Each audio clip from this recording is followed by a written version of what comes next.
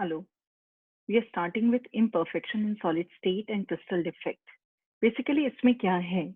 ये जो solid state जहाँ पर आपका क्रिस्टलाइन स्टेट कंसीडर किया जा रहा है, वहाँ पर कॉन्स्टिट्यूएंट पार्टिकल्स रेगुलरली अरेंज रहते हैं एंड क्रिस्टल न्यूट्रल होता है.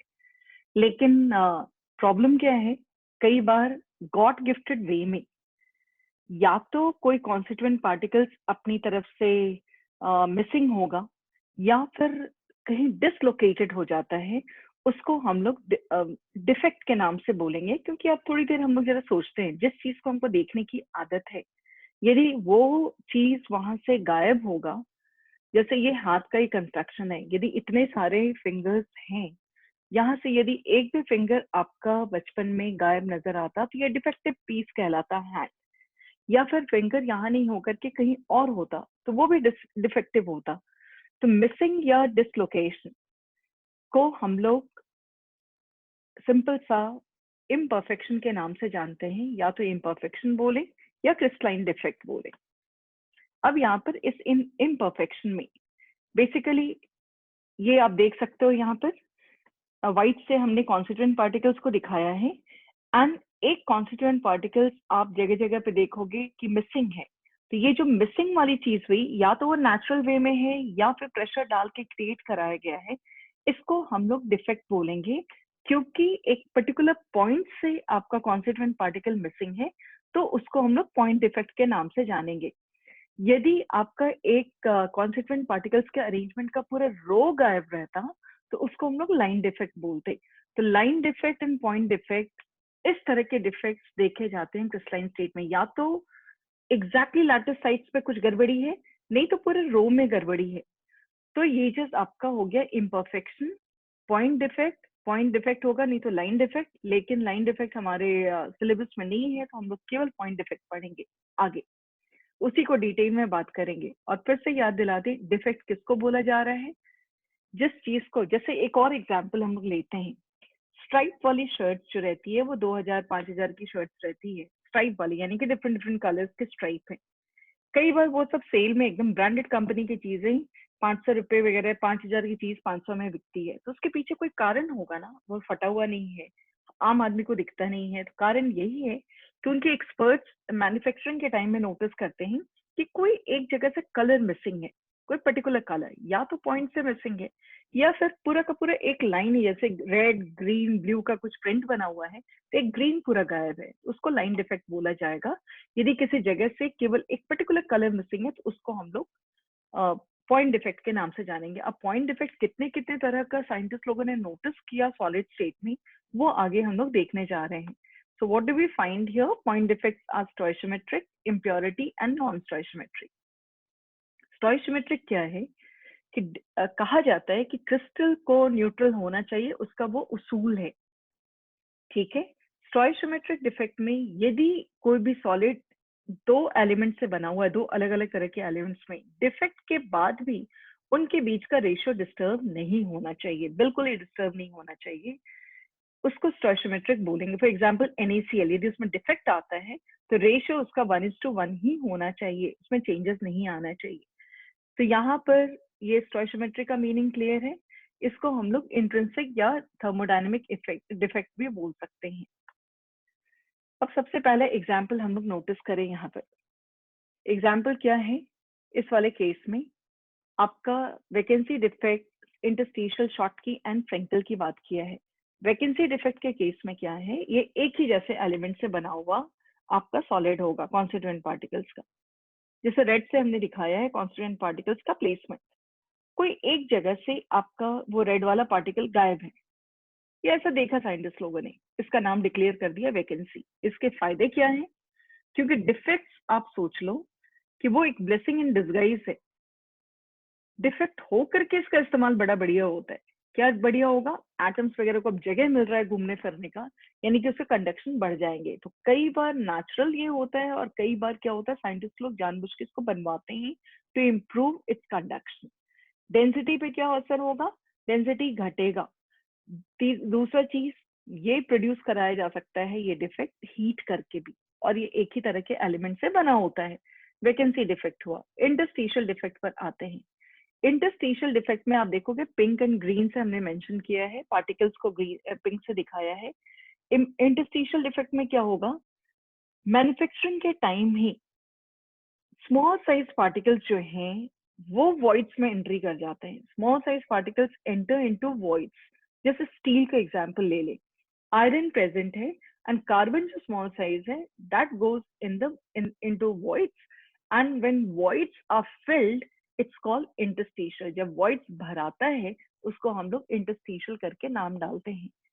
और ये एक नेचुरल वे में इंटरस्टिशियल डिफेक्ट होता है ड्यूरिंग मैन्युफैक्चरिंग। डेंसिटी पे क्या असर होगा, डेंसिटी इसका घटेगा नहीं, डेंसिटी बढ़ जाएगा। कंडक्शन पे क्या असर होगा, कंडक्शन नहीं होगा लेकिन डेंसिटी बढ़ जाता है। तीसरा आप आ जाओ शॉटकी डिफेक्ट, ये होता है आयोनिक कंपाउंड में।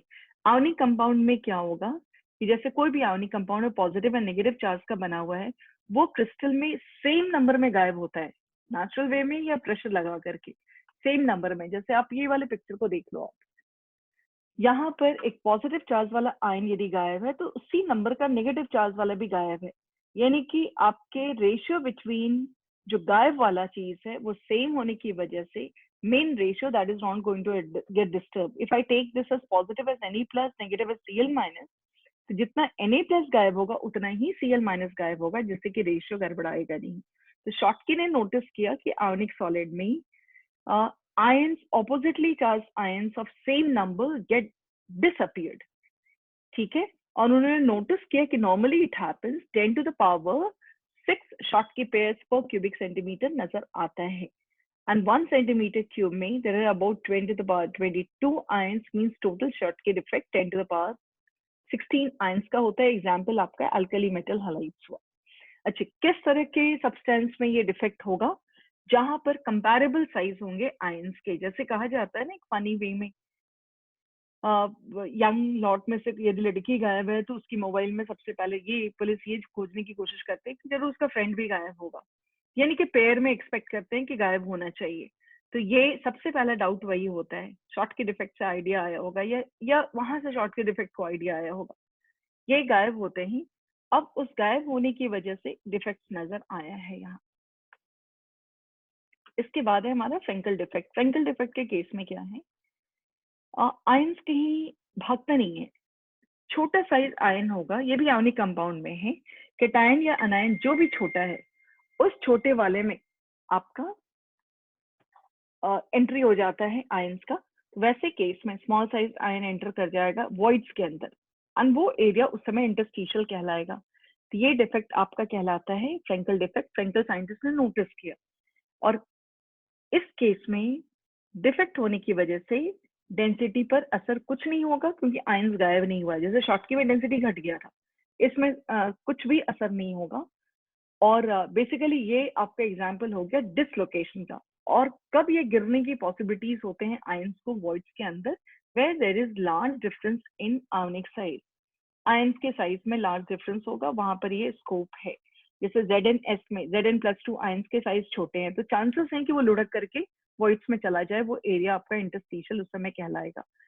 सिल्वर ब्रोमाइड एक ऐसा सब्सटेंस है जो कि काफी इंपॉर्टेंट है। ये दोनों इसमें साइंटिस्ट लोगों ने एक हिस्से में शॉटकी भी देखा है, दूसरे हिस्से में फ्रेंकल भी नोटिस किया है।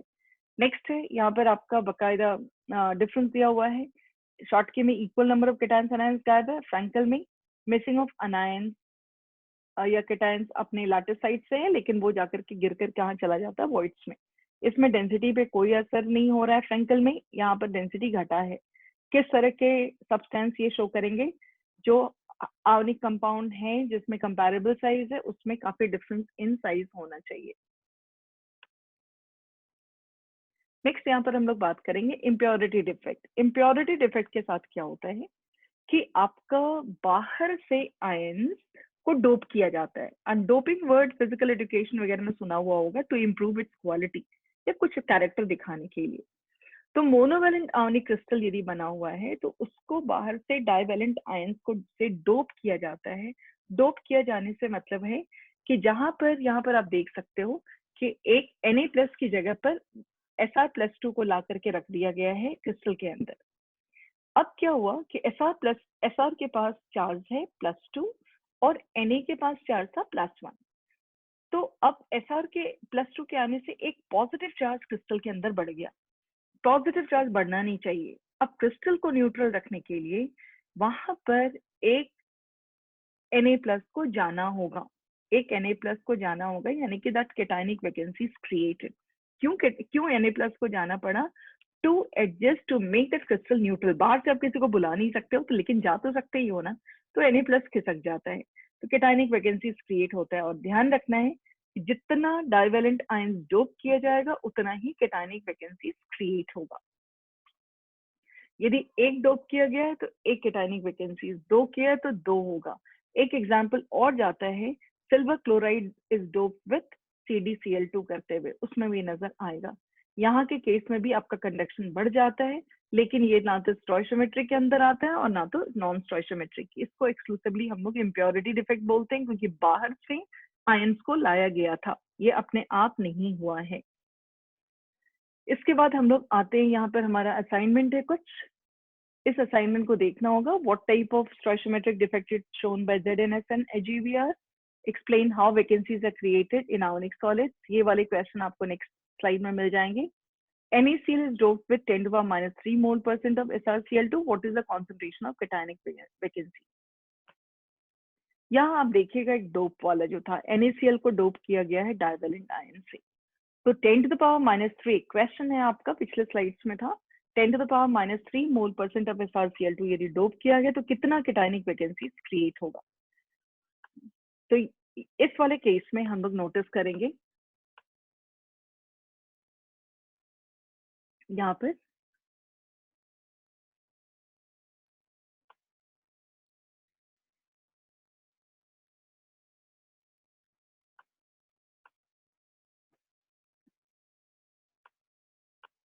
इसमें जरा सा एक बार भी हम लोग चेक करें कि आपका NaCl में जब डोप किया जाएगा तो वैसे केस में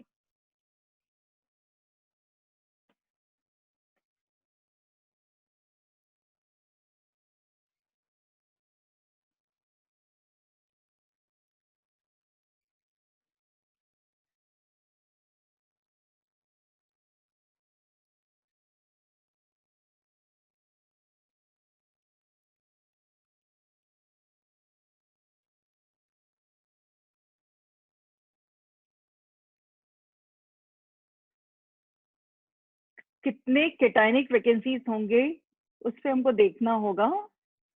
10⁻³ mole%, यानी कि ये हो जाएगा आपका 10⁻⁵, 10⁻⁵ मोल। और इसको आप 10⁻⁵ को उतने केटायनिक वैकेंसीज क्रिएट होंगे मोल ऑफ केटायनिक वैकेंसीज, उतने ही ज्यादा जाएंगे।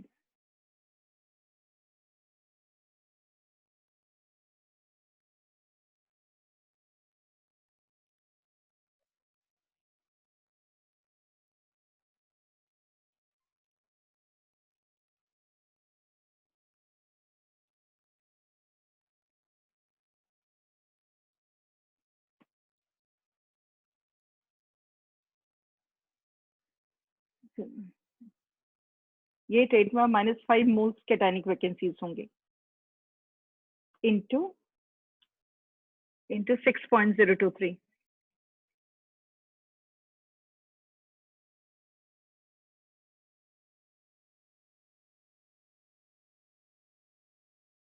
ये क्लियर है?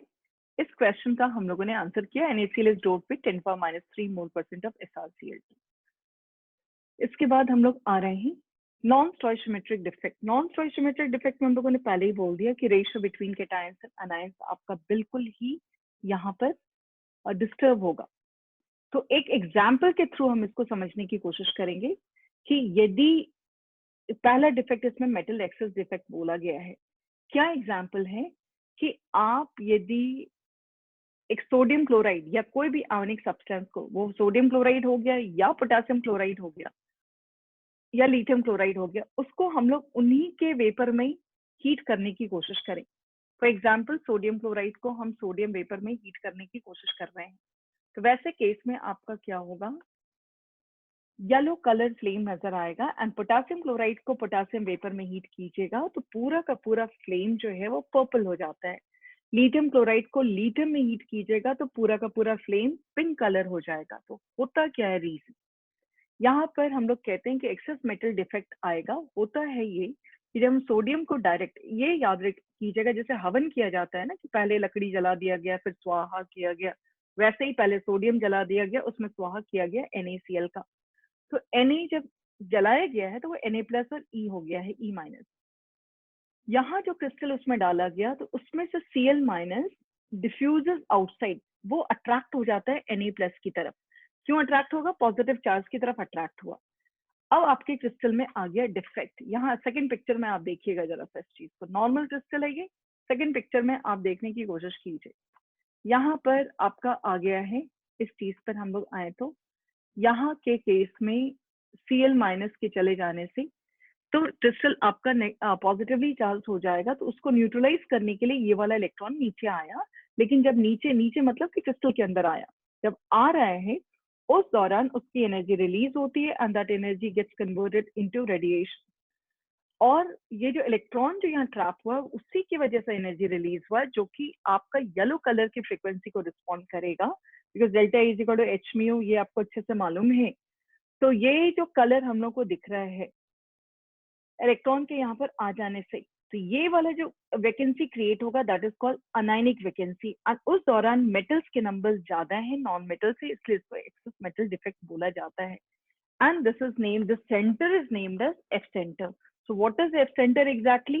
Anionic vacancy in which electron gets trapped with the release of energy is called F center. So what is F center? Anionic vacancies in which electron gets trapped. Trapped मतलब फंसता है to make crystal neutral with the release of energy is called F center. And ये आपका excess metal defect हो गया। Same चीज potassium chloride के साथ भी होगा। When potassium chloride is heated in potassium vapor, वहां भी एनर्जी रिलीज होगा, इलेक्ट्रॉन जब अंदर की तरफ आएगा तो उसको हम लोग ये बताने की कोशिश करेंगे कि ऐसा जब हो रहा है तो उसकी एनर्जी कॉरेस्पॉन्ड करेगी पर्पल कलर की। पर्पल कलर को लिथियम क्लोराइड के साथ यदि किया जाए, lithium chloride is heated in lithium vapour, pink colour flame is obtain, but reason concept is same. अंदर का Cl minus gets attracted towards Na plus या जो भी मेटल आपने रखा है, और इलेक्ट्रॉन जो इसमें ट्रैप होगा उसकी वजह से एनर्जी रिलीज होगा, उसको कहा गया है basically F center, you will say. But release of energy that's creating release of energy getting converted into radiations of yellow colored, pink color और purple color. इस बात को ध्यान रखिएगा। इस एक्सेस मेटल डिफेक्ट में एक और एग्जाम्पल है हमारे साथ। वो एग्जाम्पल क्या है कि जिंक ऑक्साइड जो सब्सटेंस है जिसका क्रिस्टल का स्टेटस आप ऐसे देख लो, इसको जब हम सिंपल हीट करते हैं तो वो पीला रंग दिखता है और ठंडा करते हैं तो व्हाइट दिखता है। तो why exactly it shows yellow colour, उसके पीछे भी रीजन समझिए। जब हम हीट कर रहे हैं तो इसका ऑक्साइड आयन यहाँ से निकलता है with the release of electrons and oxygen gas is release. अब यहाँ पर आपका अनायनिक वैकेंसी क्रिएट हो गया। इस अनायनिक वैकेंसीज में ये जो इलेक्ट्रॉन्स हैं वो आएगा, लेकिन zinc ion and oxide ion में ऑक्साइड के भागने की वजह से जिंक धड़ाम से वॉइड्स में गिर जाता है, जिसके इंटरस्टिशियल आप बोलिएगा। एंड उसके नेबरिंग में यहाँ पर हम आपको दिखा रहे हैं कि इलेक्ट्रॉन्स आकर के गिरता है, Zn+2 नीचे गिरा एंड नेबर में ही इलेक्ट्रॉन आके गिरेगा। लेकिन इलेक्ट्रॉन जब गिर रहा है इस तरह से, there will be release of energy in the form of radiation corresponding to yellow color. ये वाला फॉर्मूला, ये क्वेश्चन काफी आता है, zinc oxide is heated, why do you get yellow colour, and आप उसको कूल कीजिएगा तो फिर से व्हाइट हो जाएगा।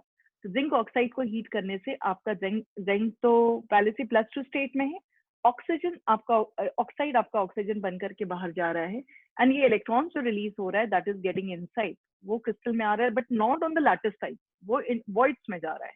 तो आपको ये बताना होगा कि electrons they are getting into neighboring interstitial sites, and Zn+2 is also falling in the void. Electrons जो आपका गया है that is releasing energy in the form of radiation. यहाँ लिखा हुआ है what type of defect can arise when solid is heated, which type of ये आप बोलेगा excess metal defect, which properties attached affected in what way, तो naturally conductions वगैरह तो ये यहाँ पर बढ़ेगा, ये आपको बतानी होगी। अब इस पर आ जाइए फेरिक ऑक्साइड वाले में। ये उसमें एक्सेस मेटल डिफेक्ट एक टाइप था, दूसरा है आपका metal deficiency defect. Metal deficiency defect में मेटल गायब नजर आएगा आपको। क्यों ऐसा होता है, कहाँ होता है ये सब डिफेक्ट? जहाँ पर ट्रांजिशन मेटल को एक से ज्यादा ऑक्सीडेशन स्टेट दिखाने की आदत है। जैसे FeO का उठाया, लेफ्ट साइड में आप देखिएगा वो क्रिस्टल बना हुआ है।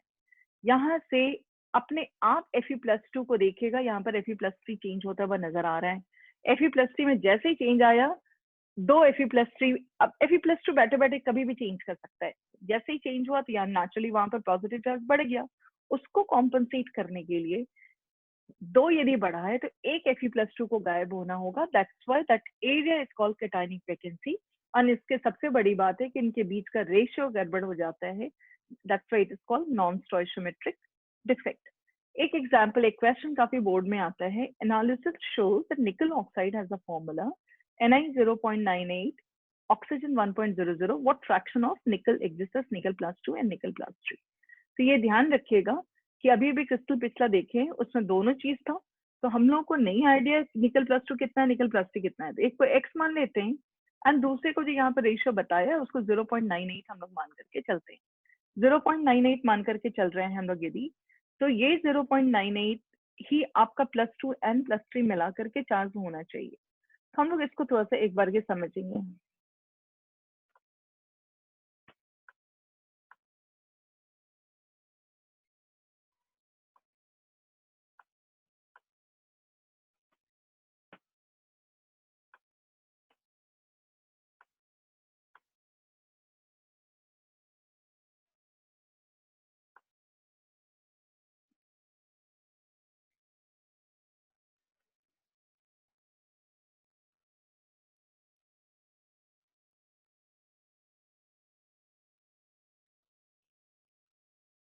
ये देख लीजिए nickel+2 and +3 स्टेट आपको दिख रहे हैं। यहाँ पे 0.98 एंड ऑक्सीजन 1.00 है क्योंकि निकल कम हो गया उसके नंबर।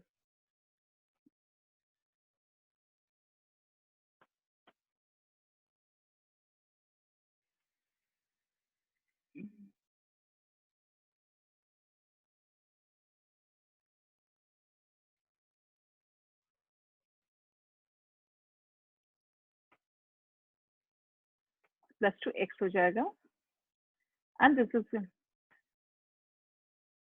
0.98 minus x।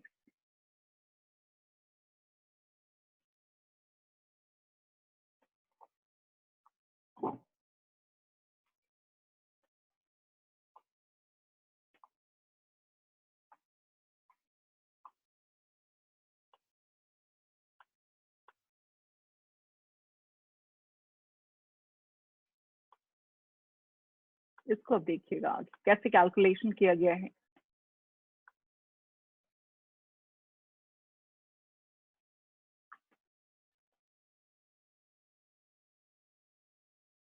nickel+2 का 2x +3 की वजह से चार्ज कितना हो जाएगा, 3 into 0.98 minus x -2 is equal to 0।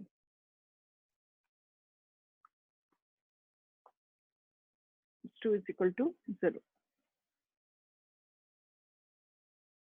Ni+2 and Ni+2 का निकालिए, फिर Ni+3 का निकालिए 0.98 माइनस x। उसके बाद आप परसेंटेज निकालिए, x जो आया है x डिवाइडेड बाय 0.98 इंटू 100 कीजिए to get the perfect.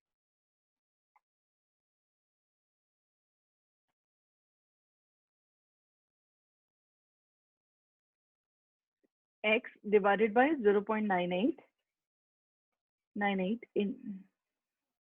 into 100।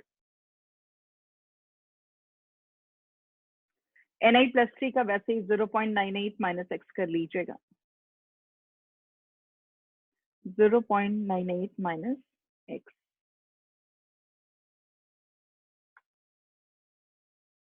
ये आपका इस तरह से कैलकुलेशन हो जाएगा। आप एक एक क्वेश्चन अच्छे से कीजिएगा।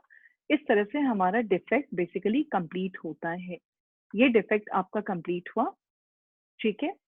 और आगे हम लोग उसके बाद आगे कंटिन्यू करेंगे, लेकिन सारे स्लाइड्स को आप अच्छे से, उनके जितने भी नोट्स हैं उसको आप बढ़िया से नोट डाउन कर लीजिएगा। कोई भी इसमें डाउट हुआ, कोई क्वेश्चन जो हमने दिया है, एक बार फिर से आप सेपरेटली उसको पूछ लीजिएगा।